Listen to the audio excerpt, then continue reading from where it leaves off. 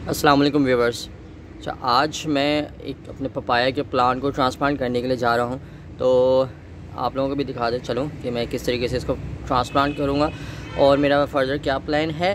तो ये एक मेरे सामने पपाया का प्लांट छोटा सा रखा हुआ है, सीड से ग्रो किया हुआ है। ये रेड लेडी के नाम से वैरायटी मशहूर है और ये इसकी खासियत ये होती है कि एक तो इसका अच्छा फ्रूट होता है। दूसरा, पपाया में अक्सर आपने सुना होगा कि आपको 2 ट्रीज़ लगाने पड़ते हैं। इनमें आपको सिंगल भी अगर आप लगा देंगे तो भी आपका फ्रूट आ जाएगा। इसमें कोई मैंडेटरी नहीं किसी भी किस्म की कि आपको एक से ज़्यादा ट्रीज़ लगाने पड़ेंगे।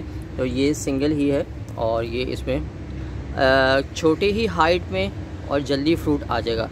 तो ये काफ़ी मशहूर वैरायटी है, इसका फ्रूट भी अच्छा होता है। तो मैंने सोचा मैं भी अपने पास इसको लगाऊं। एक ही मिला है, लेने तो और थे। तो अगर किसी को चाहिए हो तो वो मुझे बता दे, मैं मालूम कर लूँगा जहाँ से मैंने लिए हैं। तो अगर अवेलेबल होए तो मैं आप लोगों को भी बता दूँगा। तो खैर, अभी मेरे पास एक ही है। मज़ीद जैसी ही अगर मुझे स्टॉक मिला और मेरे पास स्पेस हुई तो मैं इसको और पीसीज इसके ले लूँगा। प्लान क्या है, इसको ग्रो बैग में ग्रो करने का इरादा है। और ग्रो बैग कौन सा लूँगा, 65 गैलन्स का ग्रो बैग आता है, बहुत बड़े साइज़ का होता है, बेस्ट है ट्री के लिए। और इसके अंदर मुझे उम्मीद है कि बल्कि मैं श्योर हूँ कि इसमें अच्छा ग्रो हो जाएगा फ्रूट के साथ। बस शर्त क्या है कि आपका क्लाइमेट, आपका एटमॉस्फेयर, आपका जो टेम्परेचर है जहाँ पे प्लांट रखा हुआ है, और आपकी सॉइल सबसे ज़्यादा इम्पॉर्टेंट, ये अच्छी होनी चाहिए। ठीक है, तो देखेंगे इंशाल्लाह कितनी सक्सेस मिलती है। तो चले, खैर मैं अब इसको ट्रांसप्लांट करने के लिए जा रहा हूँ। सॉइल मैंने इस वक्त नॉर्मल सी सॉइल ली है, मैं कोई स्पेशल सॉइल नहीं ले रहा। मेरी पुरानी ही रेस बेड्स में जो पड़ी हुई थी मैंने वही ली है। अभी मैं इसको इस गमले में ट्रांसप्लांट करूँगा। वैसे भी सर्दियाँ चल रही हैं, तो जब जैसी सर्दियाँ ख़त्म हो जाएंगी उसके बाद जब इसकी नई ग्रोथ स्टार्ट होगी तब मैं इसको अच्छी सॉइल बना के दूँगा। अभी नॉर्मल सी सॉइल है, खाद मिट्टी इसके अंदर मिक्स हुई हुई है, तो इसी के अंदर मैं इसको ट्रांसप्लांट करूँगा। और जब इसके बाद फिर मैं इसको 14 इंचज़ के जो गमला होता है उसके अंदर ट्रांसप्लांट करूँगा। फिर उसके बाद इसको फाइनल इसकी पोजीशन जहाँ पे 65 गैलन ग्रो बैग होगा उसमें उसको मैं डालूँगा। तो अब इसको ट्रांसप्लांट करना है। अब इसको निकालते हैं।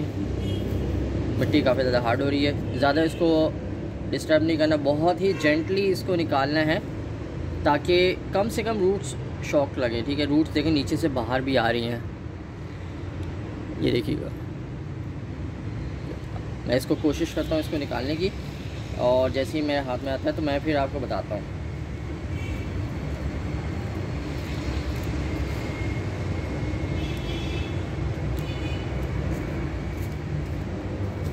ओके जनाब, ये देखिए, ये मेरे हाथ में आ चुका है। ये इसकी रूट्स हैं सारी नीचे से, ये इसके यहाँ से रूट स्ट्रक्चर है ये सारा।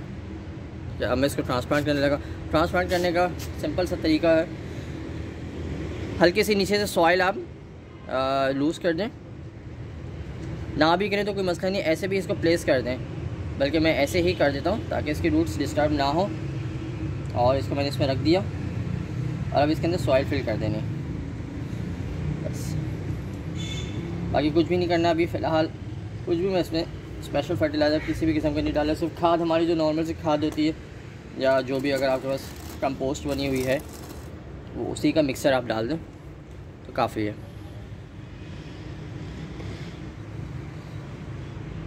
अच्छा, इसमें एक चीज़ का ध्यान रखना है आपको, जो कि मैं इसको पहले सेट कर लूँ फिर आपको बताता हूँ। थोड़ा सा हम झटक देंगे ताकि मिट्टी अच्छी तरीके से सेट हो जाए। ठीक है, ये हो गया। अब इसके जो लास्ट में एक मुझे टिप बतानी है आपको, वो ये कि इसके जो ये है, इसका ट्रंक बोलेंगे आई गेस, मुझे याद नहीं आ रहा, ये जो प्लांट है, ये इस हिस्से को पानी नहीं लगना चाहिए।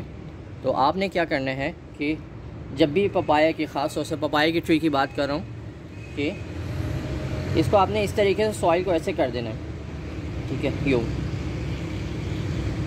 बस।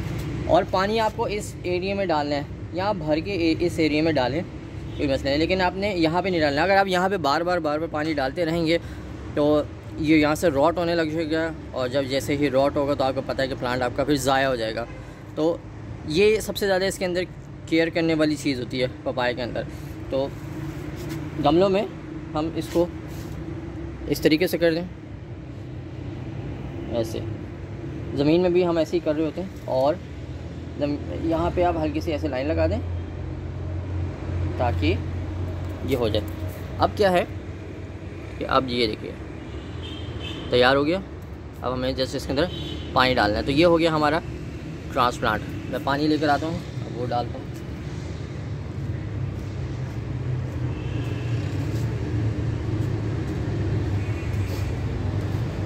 तो ये देखिए जो पानी आ गया है, आहिस्ता आहिस्ता पानी डालेंगे ताकि ये पहले ये वाला पानी एडजस्ट हो जाए। फिर जब ये भी हो जाएगा फिर उसके बाद दूसरा डालेंगे। तो ये देखिएगा, अगर इन केस आपकी मिट्टी दोबारा से इसके ऊपर मिट्टी साइड से हट जाए तो आप दोबारा से इसको हाथ से एडजस्ट कर सकते हैं।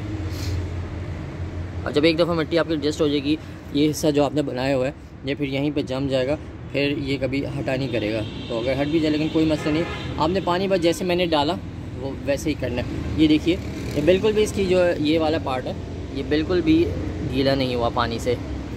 तो अब पानी इसका अंदर जा चुका है। एक दफ़ा और, ठीक।